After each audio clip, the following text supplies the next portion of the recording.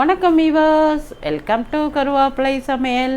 இன்றைக்கி நம்ம என்ன பண்ண போகிறோன்னா தட்டை பண்ண போகிறோம். ஆனால் ஈஸியாக அரிசியை ஒரு 2 மணி நேரம் ஊற வச்சுட்டு, அதாவது களைஞ்சிட்டு கூட காய வச்சு மிஷினில் அரைச்சின்னு வரலாம். அப்படி இல்லைன்னா கொஞ்சம் நேரம் ஊற வச்சு நம்ம மிக்சியிலையே 2 மணி நேரம் அரிசி ஊறின பிறகு துண்டில் போட்டு நல்லா தண்ணி காஞ்சோடனே மிக்சியிலையே மாவை அரைச்சி ஜலிச்சு தட்டை பண்ணலாம். அதெல்லாம் ரொம்ப கஷ்டம். சப்போஸ் மழையாக இருக்குது, மிஷினுக்கு போக முடியலன்னா அந்த ப்ராசஸில் நான் ஒன்று போடுறேன், முறுக்கு எது அதை பார்த்துக்கோங்க. இப்போ நான் என்ன பண்ணியிருக்கேன், இடியாப்பம் மாவு ஈஸியாக வெளியில் அவைலபிளாக கிடைக்கிறத வாங்கி 1 கப்பு போட்டிருக்கேன். என்ன மாவு? இடியாப்பம் மாவு. இந்த இடியாப்பம் மாவு பண்ணுறது தான் இப்போ நான் சொன்னது. அரிசி ஒரு 2 மணி நேரம் ஊறினவுடனே ஒரு துண்டில் போட்டு, 2 மணி நேரம் ஊற வேண்டாம், அரை மணி நேரம் ஊறினா கூட போகிறோம். துண்டில் போட்டு தண்ணிலாம் போனவுடனே மிஷினில் அரைச்சி எடுத்துன்னு வந்து ஜலிச்சுட்டு வறுத்து வச்சுக்கணும். வறுத்து பிறகும் ஜலிக்கணும். ஏன்னா சின்னதாக ஏதாவது ஒன்று இருந்தால் கூட டப்புன்னு இதாகும், வெடிக்கும்னு சொல்லுவாள். ஆனால் தட்டையில் வந்து உங்களுக்கு என்னென்னா ஈரப்பதம் இல்லாமல் இருக்கும்போது உங்களுக்கு மொறுன்னு நன்னா வரும்.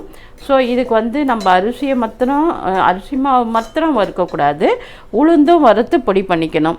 ஒரே மாதிரி வறுத்து வச்சுருக்கேன்னா இதை என்ன பண்ணணும், மிக்சிலேயே நைஸாக பொடி பண்ணி ஜலிச்சு எடுத்துக்கணும். அதை வந்து இந்த 1 கப்பு இந்த மாவுக்கு 2 ஸ்பூன் போட்டுக்கணும். அதுவே கரகரகரன்னு இருக்கும். ஸோ நம்ம அதனால் அதுக்கு தகுந்த மாதிரி மொத்தமாக இந்த உளுந்து அரைச்சி வச்சுட்டோன்னா எல்லா பட்சனும் பண்ணும்போதும் 1 ஸ்பூன் 2 ஸ்பூன் எவ்வளோ கொஞ்சமாக பண்ணால் தேவைப்படும். இதே நீங்கள் வந்து 1 கிலோ 2 கிலோ அந்த மாதிரி நிறையா பண்ண போகிறோன்னா ஒரு 1/4 கிலோவோ 1/2 கிலோவோ உளுத்தம்பருப்பை வறுத்து மிஷின்லேயே கொடுத்து மாவாக்கி எடுத்துன்னு வந்து வச்சுக்கலாம்.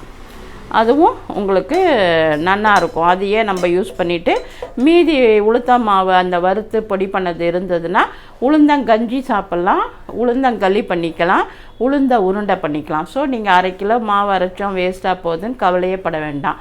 அதை உளுந்தங்கஞ்சி டெய்லி காத்தால சாப்பிட்டுக்கலாம், இல்லைன்னா உளுந்தங்களி பண்ணிக்கலாம், அப்படி இல்லைன்னா உளுந்த உருண்டை. ஸோ இப்போ நம்ம என்ன பண்ண போகிறோம், சிம்மில் தான் வச்சுருக்கோம், நல்லா வறுக்கிறோம்.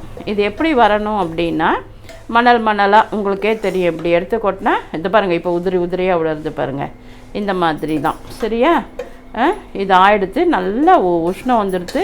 எவ்வளோ சீக்கிரம் மணலாக வந்துடுது பாருங்கள். உங்களுக்கு இந்த மாதிரி மணலாக உழணும். இப்படி தெரியுதா உங்களுக்கு மணலாக உழுதுன்னு? அப்படி இல்லையா நீங்கள் கோலம் போட்டு பாருங்கள், ஒரு கோடு மாதிரி அழகாக வரும், நடுவில் பிரேக் ஆகாமல். அவ்வளோதான். இப்போ நம்ம வறுத்தாச்சு. ஸோ இதை வந்து நம்ம ஒரு பாத்திரத்துக்கு மாற்றிட்டு ஜலிச்சுட்டு எடுத்து வச்சுக்கலாம். சரியா? 1 கப்பு மாவு பாருங்கள். இப்போ உளுத்தம்பருப்பை நான் என்ன பண்ணியிருக்கேன், வறுத்ததை காமிச்சேன். கை விடாமல் வறுக்கணும், அந்த வாசனை நல்லா வரணும், அப்போ தான் டேஸ்ட்டு ரொம்ப நல்லாயிருக்கும். அதனால் நீங்கள் கொஞ்சம் சிரமத்தை பார்க்காம சிம்மில் வச்சு இல்லை மீடியமில் வச்சு கைவிடாமல் வறுத்தீங்கன்னா ஒரு வாசனை ரொம்ப சூப்பராக வரும். அப்படியே எல்லாம் ஈவனாக ஒரே கலராக இருக்கும். உளுந்து வந்து ஒன்று ஒயிட்டாக ஒன்று ப்ரௌனாக ஒன்று இது அப்படி இருக்காது, எல்லாம் ஒரே கலராக வறுத்தீங்கன்னா இந்த மாதிரி அரைச்சி சலித்து எடுத்து வச்சுக்கணும். நான் சலிச்சுட்டேன். இந்த மாவை நம்ம வறுத்த மாவையும் நம்ம என்ன பண்ணுறோம், ஜலிச்சுட்டு இதில் ஏதாவது இருந்ததுன்னா எடுத்து வச்சிடணும். திப்பி மாதிரி வரும்ல, கொஞ்சம் அதை நம்ம எடுத்துடணும். இந்த 1 கப்பு மாவுக்கு நான் எவ்வளோ உளுந்து போடுறேன் அப்படின்னு பார்த்துக்கோங்க. இந்த அளவுக்கு மெஷர்மெண்ட் வச்சுக்கோங்க. இது வந்து ஒரு 200 கிராம் மாவு இருக்கும். இங்கே பாருங்கள், 1 ஸ்பூன் 2 ஸ்பூன் மாவு போட்டால் தாராளம். கடலைப்பருப்பு பிடிச்சதுன்னா நீங்கள் ஊற வச்சு சேர்த்துக்கோங்க. நான் வெறும் உடச்சக்கல்லை தான் போட போகிறேன். உப்பு போட்டுடுறேன், பெருங்காயம் எல்லாமே போடலாம். இங்கே பாருங்கள், நான் வந்து கருவேப்பிலையை வந்து இந்த மாதிரி பொடி பண்ணி வச்சுருக்கேன், அதையே சேர்த்துக்கிறேன். எனக்கு கொஞ்சம் அது மாதிரி போட்டுட்டா ரொம்ப பிடிக்கும். காரத்துக்கு காரமும் போட்டுக்கலாம், மிளகும் போட்டுக்கலாம். இங்கே பாருங்கள், மிளகு பொடி கொஞ்சமாக போட்டுக்கிறேன், பெருங்காய தூள் போட்டுக்கோங்க. மிளகாயை மாத்திரம் இந்த மாதிரி ஊற வச்சதை அரைச்சி எடுத்துன்னு வந்து கொஞ்சமாக சேர்த்துக்கலாம். வெறும் மிளகு போட்டு பண்ணாலே சூப்பராக இருக்கும். நம்ம கொஞ்சம் காரம் போட்டு பண்ணலான்ட்டு ஊற வச்சுருக்கேன். இதை அரைச்சி எடுத்துன்னு வந்து கொஞ்சமாக சேர்த்துக்கிறேன். இதில் கொஞ்சம் பெருங்காயம் போட்டுட்டு, நீங்கள் வேர்க்கடலை இருந்ததுன்னா வேர்க்கடலையை ஒன்றும் பாதியமாக மிக்சியில் ஓட்டி இதில் சேர்த்துக்கலாம், கொஞ்சம் உடச்சக்கல்லை சேர்த்துக்கலாம்.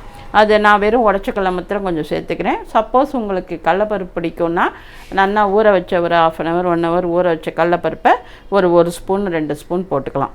பாருங்கள், இப்போ நான் வந்து மிளகாயை அரைச்சி எடுத்துன்னு வந்துட்டேன். சப்போஸ் மிளகா அரைக்க முடியலன்னா மிளகா பொடி, பியூர் மிளகா பொடியும் போட்டுக்கலாம். அப்புறம் இதை வந்து வெந்நீரில் ஊற வச்சா சீக்கிரம் அரைச்சிடலாம், உங்களுக்கு சௌகரியமாக இருக்கும். உடச்ச கடலை போட்டுக்கிறேன் நான். நீங்கள் கடலப்பருப்பு கூட ஊற வச்சு போட்டுக்கோங்க. 2 ஸ்பூன் எண்ணெய், ரொம்ப மிதமாக சுட பண்ண எண்ணெய், சரிங்களா? இதை நல்லா கலரிடணும். ஏன்னா சூடாக இருக்கும் எண்ணெய், நீங்கள் பாட்டுக்கு தொட்டுட்டிங்கன்னா அவ்வளோதான். அதனால் உடச்ச கடலை, மிளகா, உப்பு, பெருங்காயம், கருவேப்பிலை, அப்புறம் இதுலேயே மிளகு போட்டிருக்கோம். எள்ளு வேணுன்னா போட்டுக்கலாம்.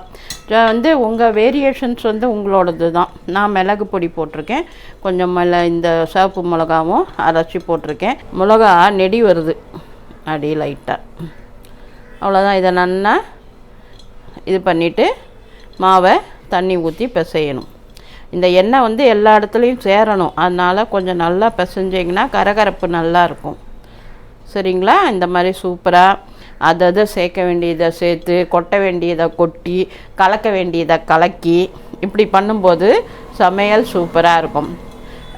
எந்த அளவுக்கு ஹீட்டை யூஸ் பண்ணணுமோ அந்த அளவுக்கு ஹீட்டை யூஸ் பண்ணி, எந்த அளவுக்கு பிசையணுமோ அந்த அளவுக்கு பிசைஞ்சி, எப்படி அழகாக தட்டணுமோ அப்படி தட்டி, எப்படி ஒரு சமையல்னால் அதை ஒரு கலைநயத்தோடு ஒரு அழகாக ஒரு மேக்கப் பண்ணுற மாதிரி தான் வச்சுக்கோங்களேன்.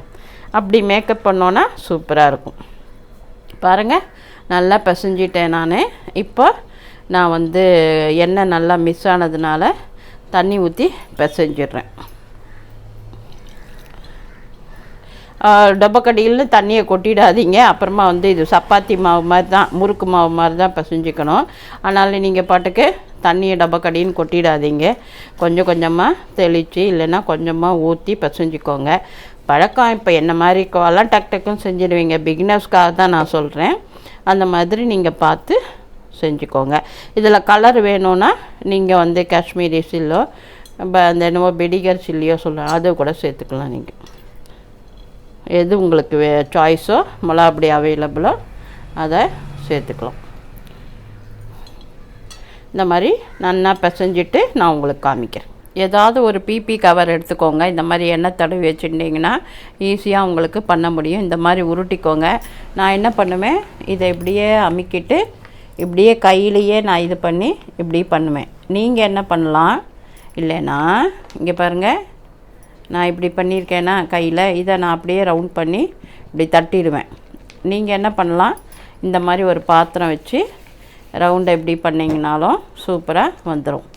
தட்டை ஷேப்பாக அழகாக வரும். நீங்கள் அந்த மாதிரியும் பண்ணிக்கலாம்.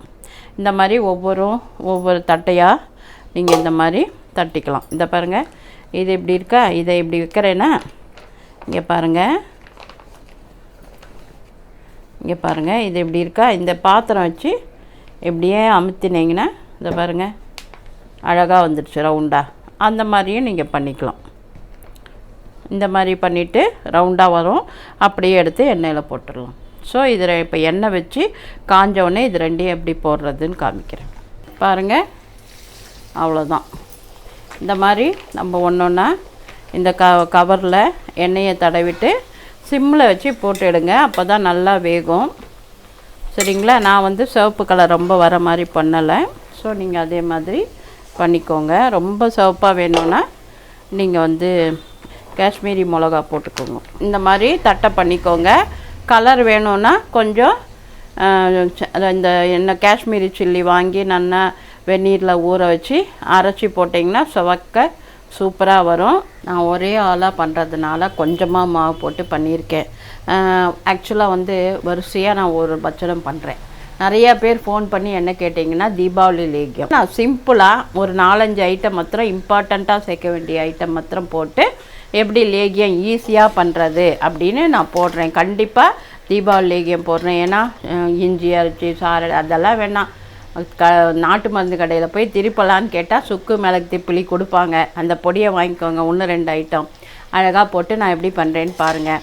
அதையே பண்ணிக்கோங்க, ரொம்ப சூப்பராக இருக்கும். ஜுரம், சளி, இலும்பல், அப்புறம் நம்ம நிறையா பட்சணம் சாப்பிட்டோன்னா அஜீர்ணம் எதுவுமே ஆகாது.